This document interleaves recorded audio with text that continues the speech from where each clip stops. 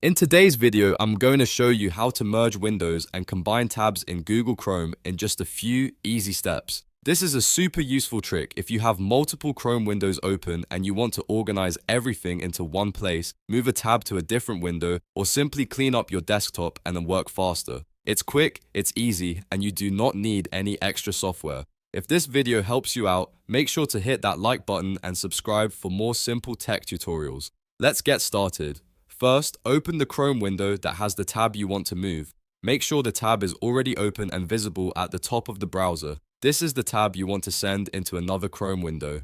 Next, right-click on that tab. When you do that, a menu will appear with several options. In that menu, look for the option that says Move Tab to another window.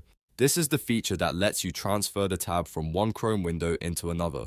Click on that option and Chrome will show you the available windows you can move the tab to.